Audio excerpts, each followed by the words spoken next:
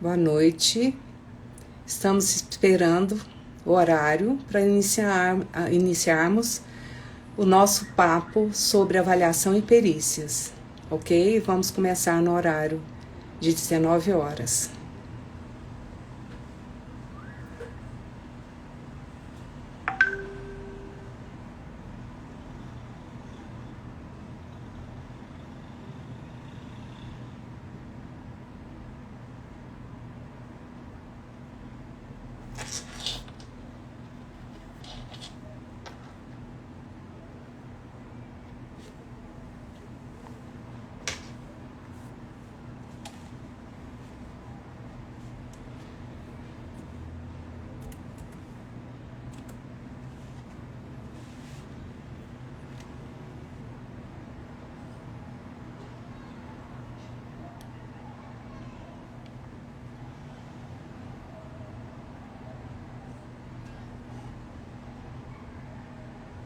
Bem-vindo a todos.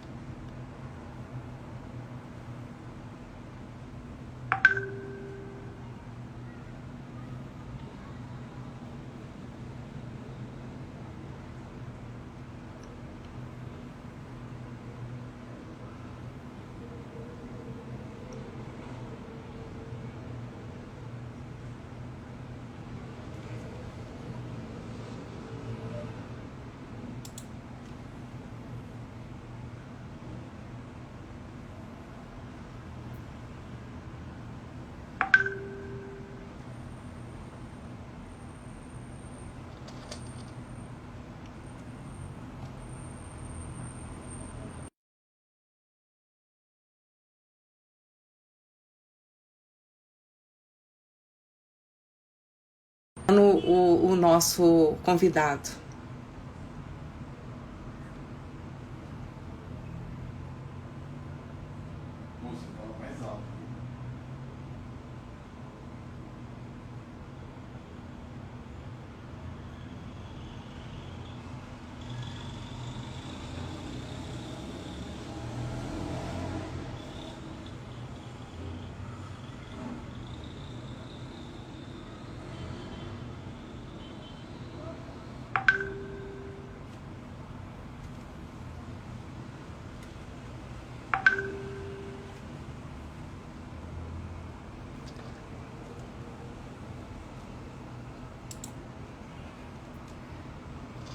Boa noite a todos. Sou Regina de Faria, conselheira do CAL, Goiás, desde 2015. Essa é a nossa live sobre o mercado de avaliação e perícias.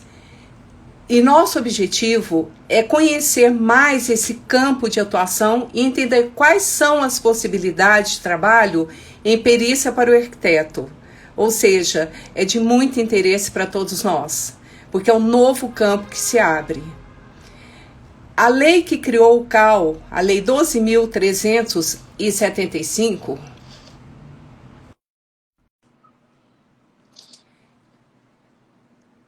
12.378 de 2010, ele estabelece, entre as atividades, as atribuições do arquiteto, a vistoria, perícia, avaliação, monitoramento, laudo, parecer técnico, auditoria e arbitragem.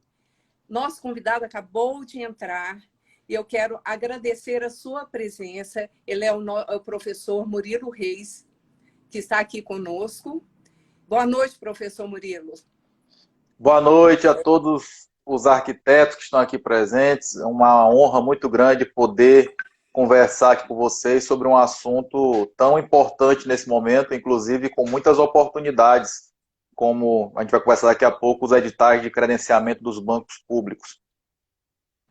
Então, professor Murilo, inicialmente eu quero agradecer a sua disponibilidade de estar aqui conosco, participando dessa live, e, obviamente, com um tema de muito interesse para os arquitetos.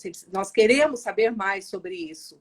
E agradeço também pela presença virtual de todos que estão nos acompanhando nessa live, né, pelo Instagram. Bom, eu queria te apresentar, professor Murilo. O Murilo Reis, ele é engenheiro civil, graduado pela Universidade Estadual do Maranhão, é mestre em processos construtivos e saneamento, pós-graduado em Engenharia de Segurança do Trabalho, Engenharia Ambiental, Engenharia de Avaliação e Perícias e Engenharia de Produção.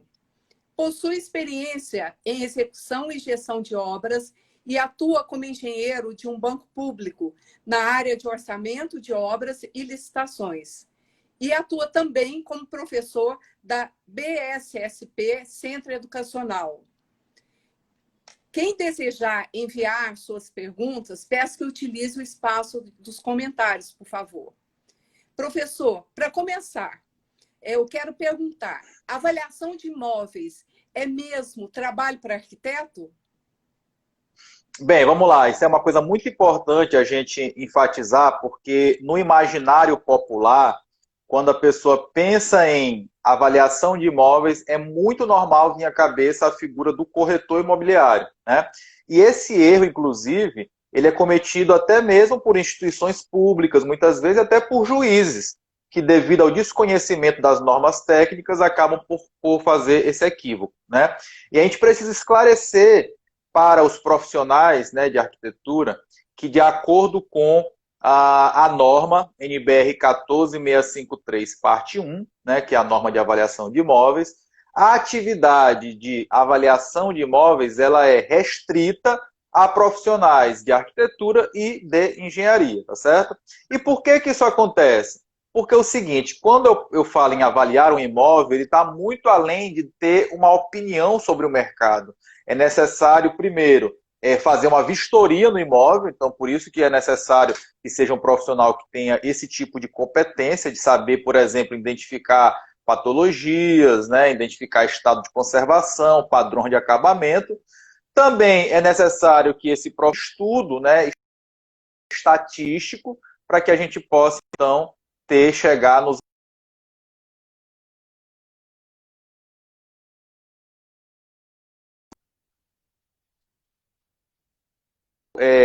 dar apenas uma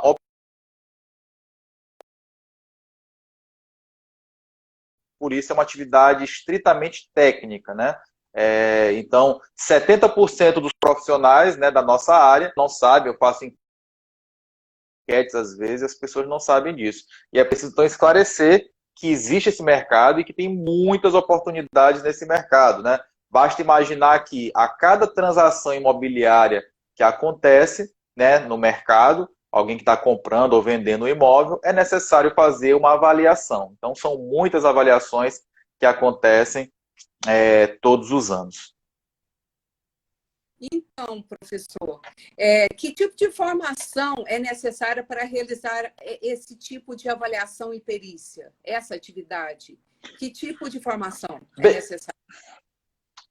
bem, é muito importante também a gente falar sobre isso. Na verdade, né, quando eu me tornei, né, engenheiro civil, ou no caso, arquiteto, já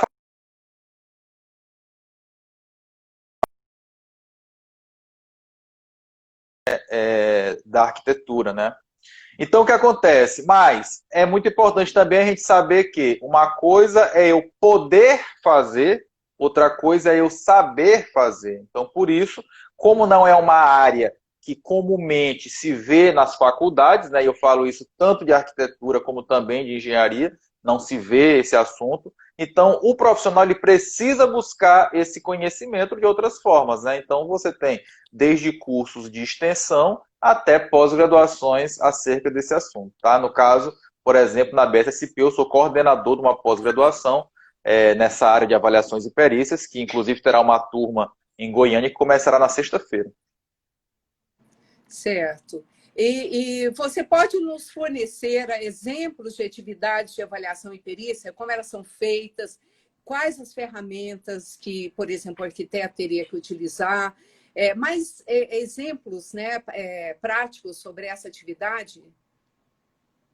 Bem, então assim, vou falar aqui sobre os principais tipos de atividade e os principais contratantes, né? Ou seja, onde é que o arquiteto vai buscar as oportunidades quando ele souber fazer as avaliações.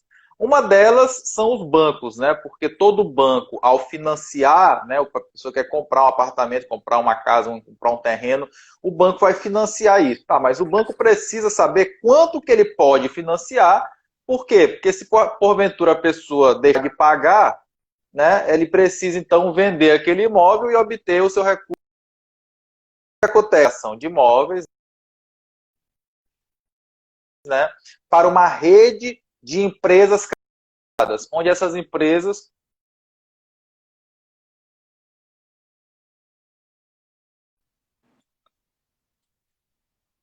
a Caixa Econômica, que ela domina 70% aproximadamente do mercado no ano passado. Isso fora, por exemplo, o Banco do Brasil, que foi mais umas 50 mil avaliações.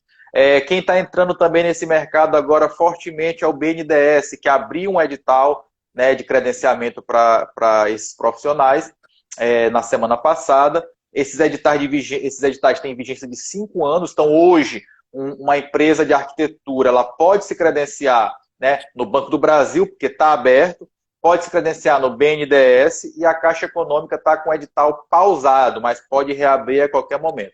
Então, esse é um primeiro grande filão, né, dos bancos públicos, principalmente, que terceirizam essa atividade de avaliação de imóveis para avaliar o valor dos bens a serem financiados. Mas existe uma outra grande demanda que é na esfera judicial, né? Então, os tribunais eles compõem uma lista, né, de credenciamento, nesse caso pode ser pessoa física também, o arquiteto pode ir lá se credenciar no tribunal para que ele possa fazer as chamadas perícias judiciais. O que é isso? Tem duas partes que estão discutindo por algum bem. Querem, por exemplo, fazer uma divisão do valor do bem. Pode ser uma empresa que está se dissociando, um casal que está se separando. Então, cada parte pode ter uma opinião, né, sobre quanto vale aquilo. Então, para determinar realmente qual é o valor, o juiz nomeia um profissional isento, né, de arquitetura ou de engenharia para fazer a avaliação desses bens.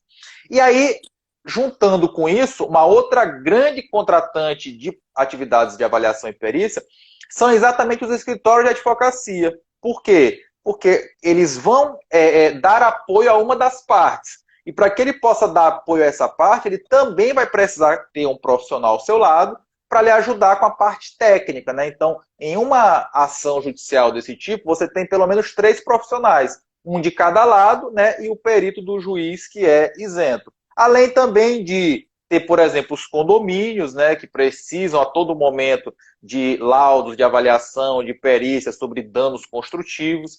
E também os escritórios de contabilidade. Por quê? Porque anualmente, né, as empresas precisam fazer um balanço. E para fazer esse balanço, elas precisam saber quanto vale o seu patrimônio. E para fazer, por exemplo, saber quanto é que vale um prédio que ela está instalado, ela também precisa atualizar todo ano a avaliação daqueles seus bens. Então, assim, é uma gama realmente muito grande de atividades, né? E como eu falei, como poucas pessoas da nossa área sabem desse mercado, ele acaba sendo dominado hoje por poucos profissionais. Por isso eu costumo dizer ainda que é um oceano azul a ser explorado pelos profissionais de arquitetura. Então, Murilo, você praticamente já está respondendo a pergunta da dimensão do mercado de avaliação, né? Mas você, por exemplo, em relação à construção civil, você observa, então, que esse mercado está em expansão? Dá para mensurar, para os arquitetos saberem qual é essa dimensão desse mercado de avaliação? Como eu havia dito, né? Se eu for pegar os principais bancos públicos, ano passado foram mais de 550 mil avaliações no Brasil inteiro, né? Então, o que acontece é que, claro, que vai depender muito de estado, de cidade para cidade, mas eu, por exemplo, conheço empresas que pegam 20, 30 avaliações por mês, né? E só para o pessoal ter uma noção de quanto que paga uma avaliação, é claro que depende do banco. Tem banco que paga de 400 a 3.600 reais por avaliação, dependendo da complexidade. E tem, por exemplo, o BNDES que vai de 1.450 a 24 mil reais por avaliação. Então, realmente é um mercado ainda bem grande, né? E, assim, inexplorado por profissionais da nossa área devido a esse desconhecimento. Exato, a gente sempre vê engenheiros civis, né, nessa área, mas realmente é bom o arquiteto saber que já faz parte das suas atividades, já é previsto como suas atividades e é o momento de explorar um pouco mais, né? Então, só para deixar claro para os nossos, as pessoas que estão aí querendo saber mais, quem efetivamente contrata o trabalho de avaliação e perícia? E a remuneração você falou agora, né? Já praticamente respondeu, mas assim, quem efetivamente iria contratar o profissional?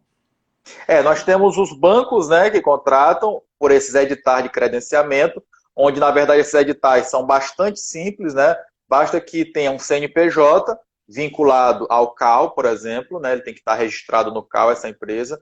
Tenha um profissional, no caso, um arquiteto. Esse arquiteto tem que ter um certificado de, no mínimo, 20 horas que aborde o assunto avaliação de imóveis e inferência estatística, né, que é uma das ferramentas que a gente utiliza para fazer essas avaliações.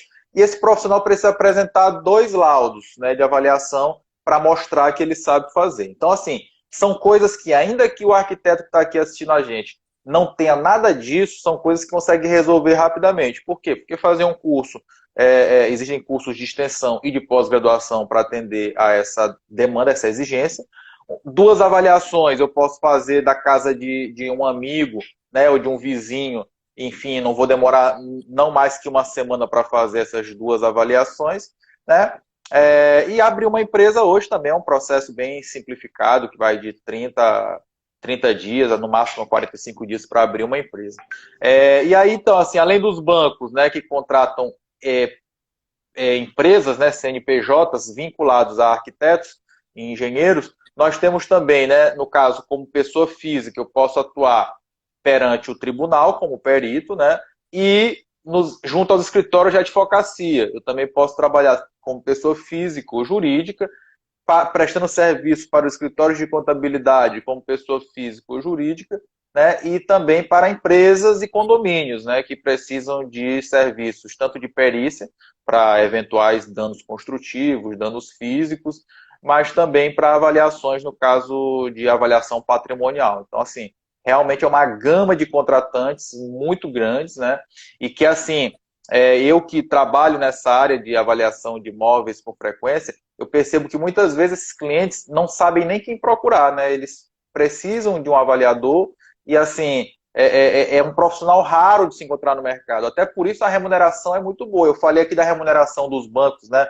Que são nessa faixa aí, vai de 400 a 24 mil reais por laudo, mas na iniciativa privada, prestando serviço para um escritório de advocacia, esses valores podem ser ainda maiores, dependendo do valor do bem a ser avaliado. Tá? Então, realmente, é um mercado bastante promissor e com tendência de alta, por vários motivos. O primeiro grande motivo é que, apesar da pandemia, o mercado imobiliário conseguiu até crescer durante esse ano, né? A gente está vendo aí que as vendas de imóveis a nível Brasil surpreenderam mesmo com a pandemia. Existem vários lançamentos imobiliários para o ano que vem, exatamente por conta desse bom resultado desse ano. E também existem algumas outras ações governamentais que vão incentivar ainda mais esse mercado, como, por exemplo, recentemente foi aprovado pelo governo uma medida em que vai possibilitar que eu refinancie meu imóvel. Então, imagina que eu tenho um imóvel, eu financiei em 30 anos e já paguei 50% dele. Eu posso agora pegar esse valor que eu já paguei, que eu já quitei, e refinanciar ele. Então, obviamente que para fazer esse refinanciamento, vai precisar de uma nova avaliação. Então, se antes cada imóvel fazia apenas uma avaliação, hoje pode fazer 2, 3, dependendo de quantas vezes essa pessoa for refinanciar esse imóvel. Então, assim, é um mercado que só tende a crescer. Ótimo. Você já respondeu também que precisa de RRT, né? Então, quer Precisa. dizer, realmente a pessoa necessita ter o RRT do CAL, né? Inclusive, foi bom tu tocar nesse assunto, que uma das coisas, né, que eu faço primeiramente quando eu vou fazer, por exemplo, a contestação de um laudo, porque às vezes, por exemplo, né, o juiz nomeou um perito, e aí assim, até acontece, como eu falei, de por desconhecimento, o juiz, por exemplo, nomear um corretor imobiliário. Aí eu já vou lá e já vou começar a contestar esse laudo desde a formação do profissional, né? Que eu vou lá e mostro para ele a norma e várias decisões judiciais que corroboram que a avaliação de imóveis é restrito a arquitetos e engenheiros. Mesmo quando arquitetos ou engenheiros fazem, uma das primeiras coisas que eu olho é verificar o seguinte: primeiro, se esse profissional ele está registrado, né, no conselho e adimplente, ou seja, legal. Então, se eu consigo acessar pelo próprio site dessas instituições, verificar se o profissional está em dia. Por quê? Porque o profissional que não está em dia e está exercendo atividade de arquitetura ou de engenharia, ele está cometendo exercício ilegal da profissão. E a outra coisa também que eu verifico é exatamente se ele providenciou a ART ou RRT dele. Então, assim, são coisas que eu já faz parte do meu checklist básico ao fazer a avaliação ou a contestar uma avaliação feita por um outro profissional. Então, realmente tem que ter. E só lembrando, no caso dos bancos, como eu falei, cada avaliação você vai ter que gerar a sua RRT. Certo, ótimo. Então, vamos ficar, né, adimplentes, né, para poder exercer legalmente a profissão. Então, eu tenho uma pergunta aqui do gerente do Conselho de Arquitetura, o Pedro. Ele quer saber se, com o aumento das ações de mediação extrajudicial, a atividade de perícia também é um serviço procurado por pessoas físicas ou empresas. Exatamente. Essa também é uma outra grande, entre aspas, novidade no mercado, né? Por quê? Porque vem crescendo, né, a mediação e a arbitragem, que é quando se evita judicializar, né, uma ação para tentar resolver de uma forma mais rápida, né, mais eficaz. E aí, com certeza, para poder fazer essa solução amigável, né, por uma câmara de arbitragem, será necessário fazer também avaliações quando se quiser discutir, por exemplo, valores. Então, assim, realmente é uma outra grande possibilidade que vem crescendo aí. E teve uma pessoa aqui, eu queria só fazer um comentário aqui do Pedro Schultz. A área de patrimônio também gera demanda de perícias. Foi o que eu falei há pouco, né? A área de patrimônio, por exemplo, as empresas precisam fazer a reavaliação dos seus patrimônios anualmente. E sem contar que existe uma outra área dentro da avaliação, né, que nós estamos falando aqui de avaliar terreno, casa, apartamento, mas existe uma outra também que é até mais forte para o arquiteto também, que é a avaliação de patrimônios históricos. Então, existe uma norma específica para avaliar patrimônio histórico, tá? Que é a NBR 14653, parte 7, salvo engano. Mas aí o profissional tem que se especializar, né? Isso. É por isso Principalmente nessa área, eu acredito até que em qualquer área de avaliação ele tem que realmente ter uma especialidade, né?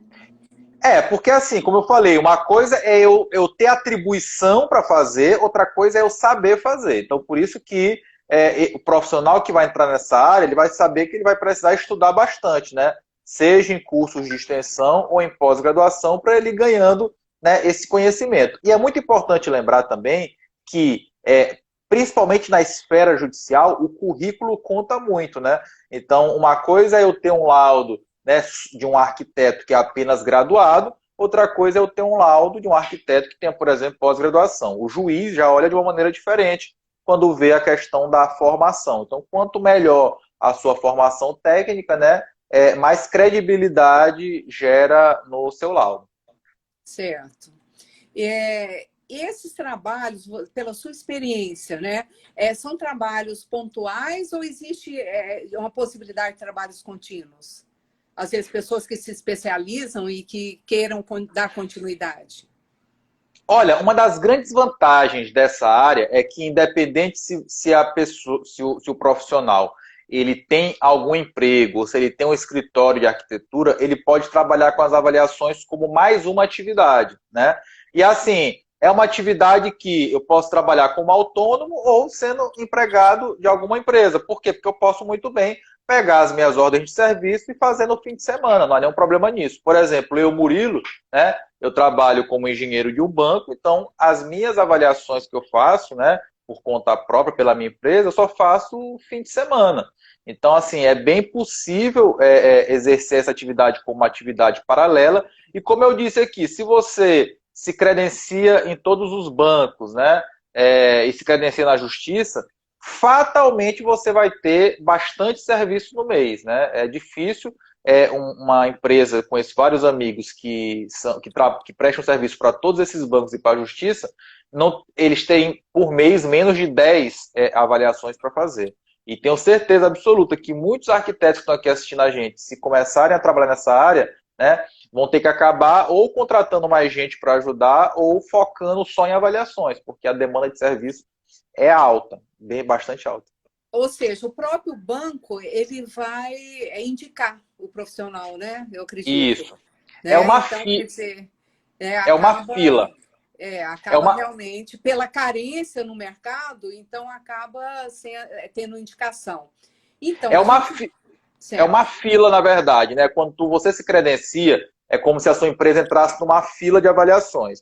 Então, pegou uma avaliação, aí você vai para o fim da fila e vai subindo. Então, obviamente que vai depender, a quantidade de serviço vai depender de algumas coisas. Por exemplo, existem vários tipos de avaliação. Avaliação de imóvel, avaliação de terreno, de casa, de apartamento, de galpão, etc. e tal. Cada uma dessas atividades existe um pré-requisito dentro do edital. Então, obviamente que se eu tenho mais capacitação, eu consigo me cadastrar em mais atividades. Então, se eu me cadastro em mais atividades, eu faço parte de mais filas, né? Então, obviamente que eu posso estar numa fila em segundo para fazer avaliação de casa e em primeiro para fazer avaliação de galpão. Então, eu pego um serviço aqui de galpão, vou para o fim da fila, mas já estou aqui no topo da fila de outro, por exemplo. E também, no caso, por exemplo, da Caixa Econômica, o edital ele divide o estado em regiões. Se você conseguir atender mais de uma região, você participa também de mais filas, e aí você pega mais serviço.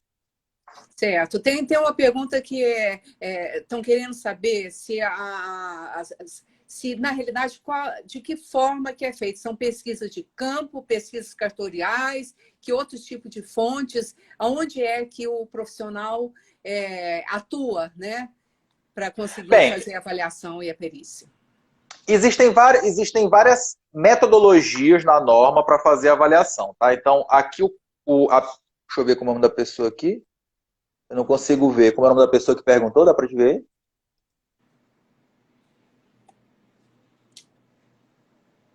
Eu não consegui ler o nome da pessoa. É, Mas, é, é o Pedro Schultz. pronto.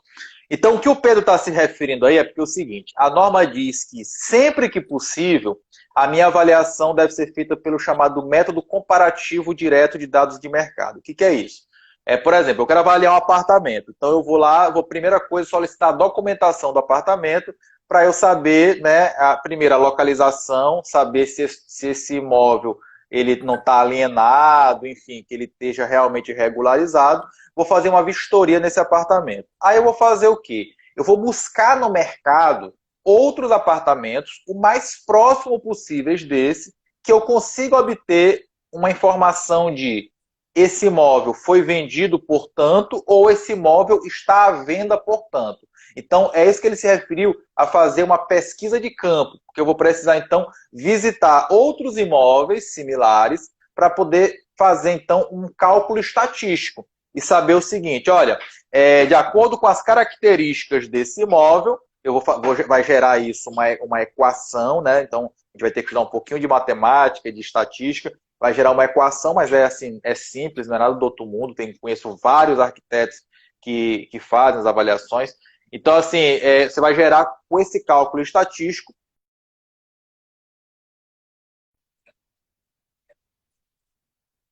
quartos, qual o padrão de acabamento, no 10º andar, nesse bairro, está avaliado em aproximadamente tanto. Então, o que ele se referiu aqui às pesquisas de campo, né? Geralmente é a pesquisa mesmo, olhando as plaquinhas de vértice, consultando as imobiliárias, que são uma fonte de informação muito importante.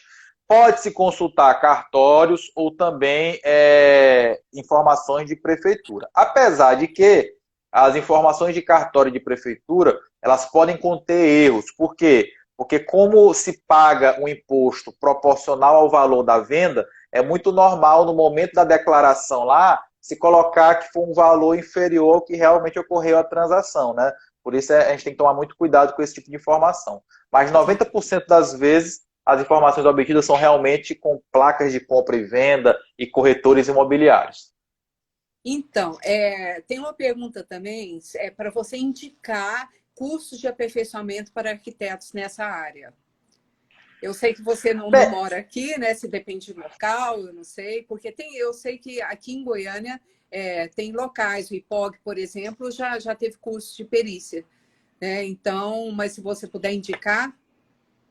Bem, existem vários profissionais e instituições que fazem esses cursos hoje online, né? Então, hoje existe essa possibilidade que é muito grande, né, de fazer cursos online. Então, a pessoa facilmente ela consegue aí no mercado, enfim, nas redes sociais, buscar esses cursos. E lembrando para o pessoal, né, que na próxima sexta-feira a gente vai iniciar uma pós-graduação, tá certo? Essa pós-graduação em Goiânia vão ser 3 módulos em EAD, até por conta da pandemia. Então, assim, esse ano os módulos serão EAD e a partir do ano que vem será presencial aí. A faculdade BSSP, que eu sou coordenador, inclusive tem sede em Goiânia, né? Tem um prédio aí, então as aulas vão acontecer aí. Então, se a pessoa quiser saber mais sobre essa pós ou sobre outros assuntos, pode me chamar no privado ou no direct que a gente tenta dar o encaminhamento. Então, tem uma outra pergunta, Murilo, sobre como é que se calcula os honorários para a realização de laudos de perícia. Excelente pergunta. Metodologia, alguma... Excelente pergunta, tá? Olha só, como eu falei, nos bancos é tabelado, tá? Então, quando você se credencia, você está aceitando os valores que o banco propõe lhe pagar de acordo com a atividade. Então, nesse caso, não tem o que calcular. Agora, quando é uma perícia judicial ou uma perícia ou uma avaliação judicial ou uma perícia avaliação para um cliente externo, como, por exemplo, por história de advocacia, um condomínio, aí você precisa calcular os seus honorários, tá? Uma das dicas que eu dou é o seguinte, existem várias instituições que elaboram os cadernos de honorários, né? E esses cadernos de honorários, elas vão dar aí um direcionamento para você. Uma dessas instituições é chamado IBAP. O que é o IBAP? Instituto Brasileiro de Avaliações e Perícias de Engenharia. É uma instituição, né, que faz parte do sistema Confea-CREA, né? Confea-CREA e CAL, porque ele congrega engenheiros e arquitetos na mesma instituição, que são de avaliadores e peritos, tá? Então, provavelmente deve existir, porque existe no Brasil inteiro, um IBAP Goiás, tá? Eu sei que Brasília, eu até conheço o presidente, deve também ter um IBAP Goiás. Então, esse IBAP, ele produz esse caderno de honorários, que é discutido entre os membros, né, dessa instituição. E aí, o que acontece? Lá tem a remuneração mínima, né, para cada tipo de atividade. Então, só a nível de curiosidade, por exemplo, eu costumo muito me basear na tabela de honorários do IBAP São Paulo, porque o daqui do Maranhão, o IBAP daqui do Maranhão não tem essa tabela ainda. No IBAP São Paulo, a hora técnica do profissional é R$ 430 e o valor mínimo de serviço para você fazer é R$ 4.730, tá bom? Certo. Estão perguntando aqui, professor Murilo, se a pós-graduação vai ajudar como perito. Sim, porque Com certeza, eu acho que sim. Porque é o seguinte, a nossa avaliação, a nossa pós-graduação, desculpa, ela envolve 4 áreas, tá? Ela envolve a área de avaliação de imóveis, né? Ela envolve a área de perícia judicial e extrajudicial. Então, você vai saber como é que você se cadastra nos tribunais, como é que você faz uma petição para o juiz, como é que você calcula seus honorários, como é que você elabora os seus laudos. A nossa pós-graduação tem também módulos na área de engenharia diagnóstica, que envolve o quê?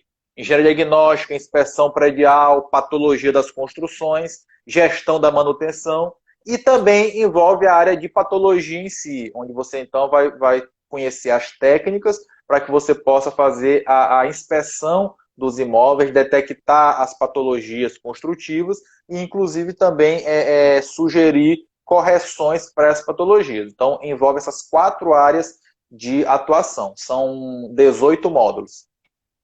Ótimo. Outra pergunta. Quais são os requisitos para o credenciamento? Como faço para abranger mais tipos de perícias?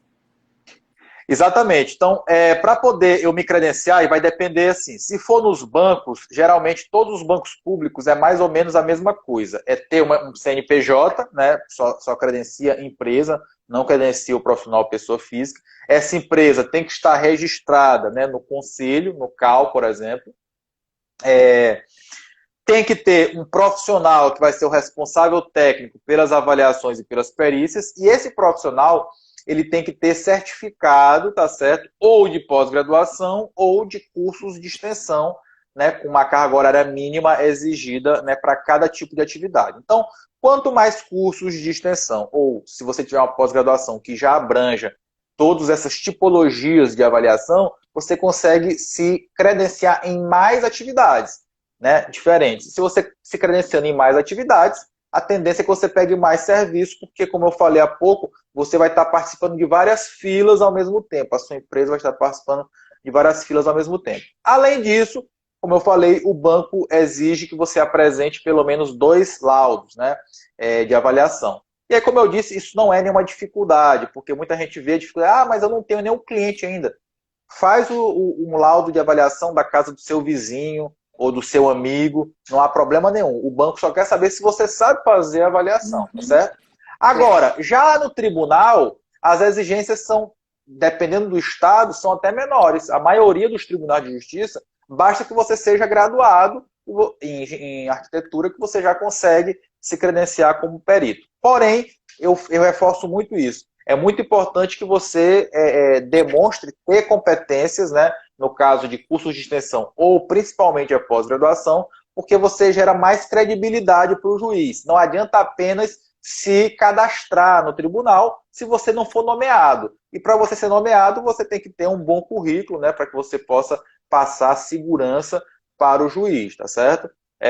Então, eu recomendo bastante, né, a pós-graduação, por exemplo, porque isso vai tanto gerar essa credibilidade maior, como também me permite cobrar mais pelo meu serviço. Por exemplo, no caderno de honorários do IBAP São Paulo, ele fala o seguinte, olha, se você tiver uma pós-graduação, você já pode acrescer na remuneração dos seus serviços até 50% a mais, porque você demonstra que você tem mais competência, enfim, mais conhecimento.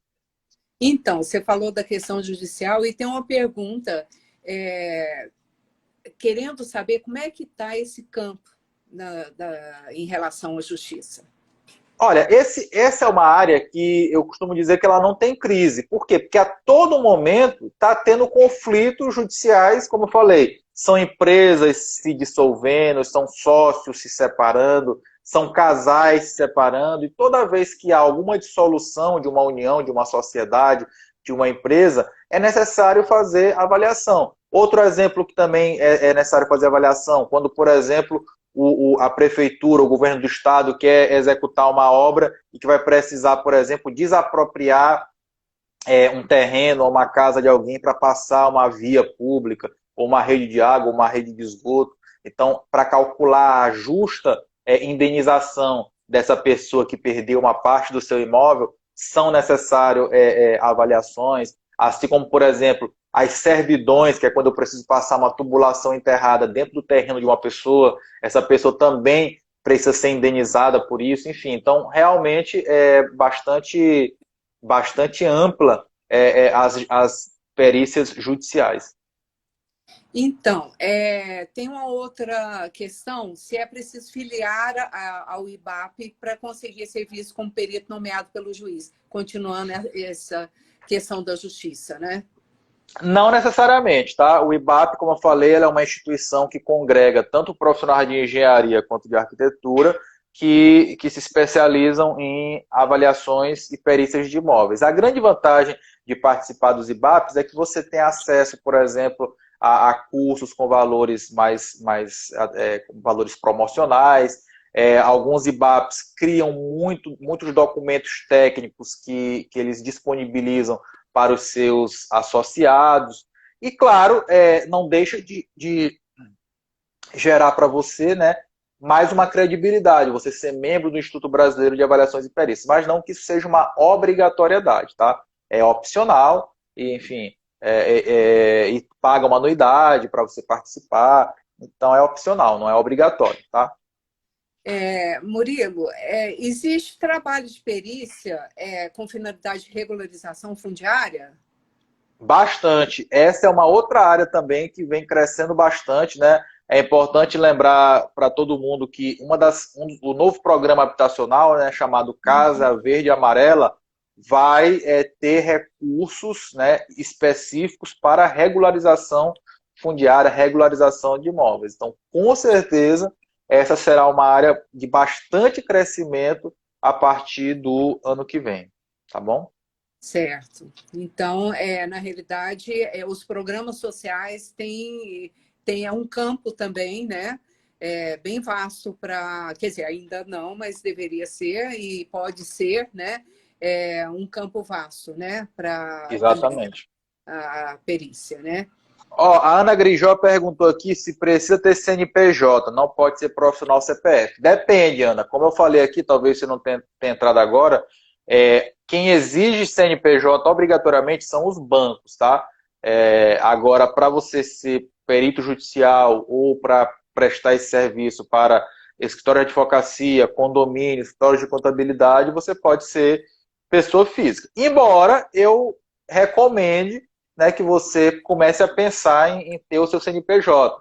Porque como eu tenho certeza que se você entrar nessa área, você vai ter muito serviço, você vai pagar bem menos imposto como pessoa jurídica do que como pessoa física. Então, apesar de ter um custozinho mensal aí com o contador, mas com certeza vale mais a pena ter o CNPJ. Então, eu falo muito para os meus alunos, percam o medo de ter um CNPJ, tá? Eu era um medroso, demorei muito a abrir a minha empresa, mas depois que abri, me arrependi muito de não ter aberto ela 10 anos atrás, porque me abriu muitas portas ter o meu CNPJ, tá? Enfim, e você vai precisar emitir nota fiscal, e tudo se torna mais simples quando você tem o seu CNPJ. E aí, Murilo, eu queria até te pedir para falar um pouco da sua história também. Você falou, né, que tem 10 anos, há 10 anos que você, né, conseguiu o CNPJ, já demorou, né? Então, fala um pouco de como é que foi a sua trajetória. Bem, eu comecei a estagiar desde o quarto período, né? Assim que me formei, já entrei em uma grande construtora aqui no meu estado, fiquei 5 anos executando obras de grande porte, como resorts, como condomínios de casas, loteamentos, prédios verticais. Depois de 5 anos, então, eu comecei a brincar de fazer concurso público. Eu digo brincar porque não era meu foco principal, eu fazia mais ali para me testar, e acabei sendo aprovado, então, num concurso público para engenheiro civil, né, da Caixa Econômica Federal. Estou lá há 13 anos. Como eu sou contratado como carteira assinada, né, ou seja, não sou servidor, eu sou empregado público, então eu poderia abrir uma empresa. E aí, só que, como eu disse, eu era um medroso também, né? Tinha uma certa estabilidade no meu emprego, mas comecei a ser muito demandado para fazer serviços externos, principalmente de avaliações e orçamento de obras. E aí, assim, tinha medo demais, né? A gente sempre pensa nos problemas, a gente pensa no custo para abrir a empresa, no custo para manter, e acaba que isso muitas vezes se torna um bloqueio para a gente, né? A gente só pensa no problema. E quando eu só enxergo o problema cresce, né?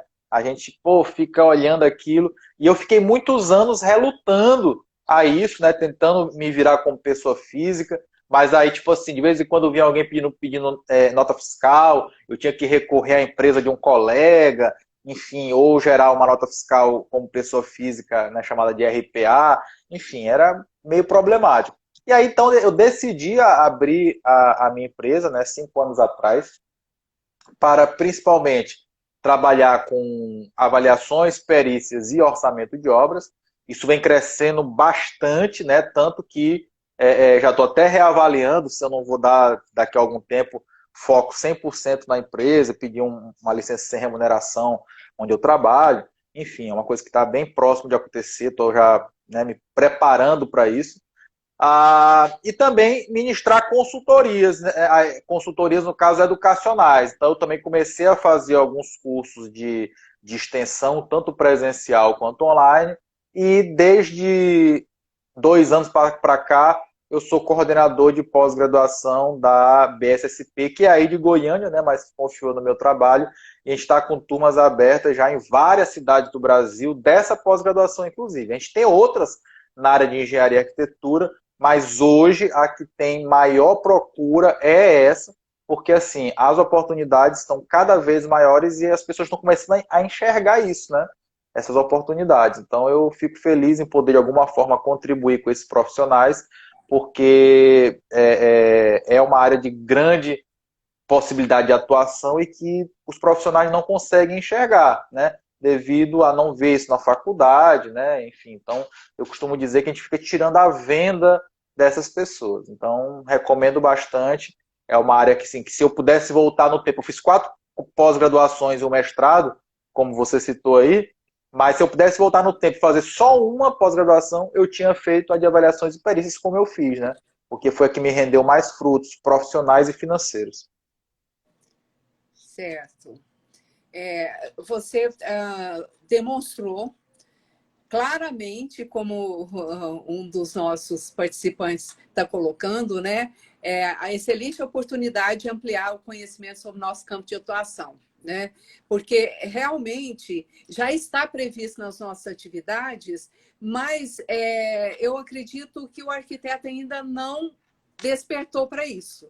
Então, achei excelente as suas colocações e a forma, assim, com clareza que mostrou a amplitude do mercado, né? E aí tudo que o arquiteto precisa nesse momento, de saber as diversas atividades que ele pode estar, né, ampliando a sua forma de atuação. E nosso tempo já está já se esgotando. Eu quero realmente agradecer realmente a você compartilhar esse seu conhecimento conosco, né? E dizer que vão haver outras oportunidades. Eu acredito que já despertamos o interesse de diversos arquitetos, né, para um campo que não é novo, mas que passa a ser novo para o arquiteto, né? E muito obrigada a você. Pode dar suas considerações finais. Bem, eu que agradeço aí o convite do CAL Goiás, estou à disposição para tirar as dúvidas das pessoas, tá? As pessoas que estão assistindo a gente aqui que ainda não me conheciam, depois vão lá no perfil que está aqui em cima, eng.jmuriloreis, que eu faço muita postagem sobre esse assunto, né?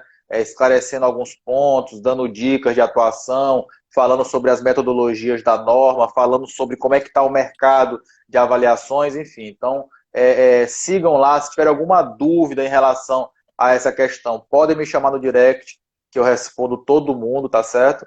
O que eu quero realmente é poder ajudar os profissionais a tirar essa venda, né, e conseguir enxergar esse mercado. Lembrando que sexta-feira a gente começa a nossa pós-graduação aí em Goiânia, inicialmente virtualmente, né, os 3 primeiros módulos, mas a partir do ano que vem voltam com os módulos presenciais. Muito obrigada e até uma próxima oportunidade. Te Até agradeço. Em mais. nome do CAL. Valeu.